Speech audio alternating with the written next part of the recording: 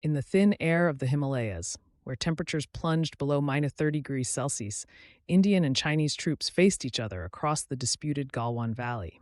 Veterans recall the eerie silence before the storm, patrols exchanging glances, frozen breath visible in the moonlight. This high-altitude standoff, devoid of gunfire by mutual agreement, would soon erupt into history's most brutal hand-to-hand combat since World War II. On June 15, 2020, a violent skirmish began when Chinese troops allegedly crossed the line of actual control.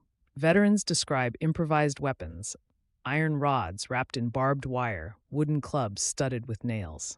"We fought with rocks when those ran out," recalls Major Singh, showing scars from the 6-hour melee where 20 Indian soldiers and an estimated 40 Chinese troops perished, many drowning in the freezing Galwan River during the chaos. As temperatures dropped to -40 degrees Celsius, the battle continued under moonlight. "You couldn't tell friend from foe," describes Corporal Wang. Soldiers report using helmet headlamps as the only light source, creating surreal shadows on the canyon walls. The thin oxygen at 4,300 meters altitude made every movement exhausting. Some combatants collapsed from hypoxia mid-fight, their bodies preserved by the cold until morning. When sunlight returned, survivors faced a macabre scene. Bodies frozen in combat poses, blood crystallized on boulders. "I saw a soldier clutching an enemy's collar, both dead from hypothermia," shares Lieutenant Chen. The extreme cold complicated rescue efforts. Some wounded succumbed during evacuation as makeshift stretchers slipped on icy slopes. The Galwan River carried away unidentified corpses for weeks afterward. After the clash, both sides implemented an unprecedented radio silence. Veterans described the surreal withdrawal, enemies helping carry each other's wounded, exchanging nods of mutual respect. "No victors, just survivors," remarks Captain Sharma. The absence of gunfire meant no official war designation, leaving families of the fallen without military honors or public recognition for their sacrifice.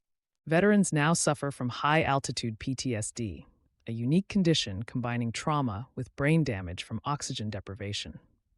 "I forget my children's names, but remember every face from Galwan," confesses Havaldar Lee. Many report chronic pain from frostbite injuries sustained during prolonged hand-to-hand combat. Both governments provided minimal psychological support, fearing admission of casualties would weaken their diplomatic positions. The Galwan incident fundamentally altered China-India relations, leading to massive military buildups along the border. Satellite imagery reveals new air bases and missile silos constructed at record altitudes. Yet veterans note the irony.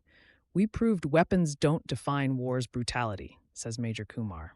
The area remains a geopolitical tinderbox, with troops still engaging in occasional fistfights during patrols, a chilling legacy of 2020. For 3 years, veterans maintained silence under government pressure. Now speaking anonymously, they reveal disturbing details, orders to delete helmet camera footage, falsified medical reports. "History must know the truth," insists Soldier X. Their testimonies expose how 2 nuclear powers deliberately avoided escalating to gunfire, not out of humanity, but to circumvent international laws of armed conflict. As the Galwan Valley returns to its frozen stillness, veterans leave us with a haunting paradox. Their battle proved both the irrelevance of weapons in modern conflict and war's unchanging human cost. "We fought like cavemen to avoid World War III, reflects Colonel Yao. The ice preserves bloodstains still visible to satellite imaging, a silent testament to when 2 armies chose medieval combat over mutually assured destruction.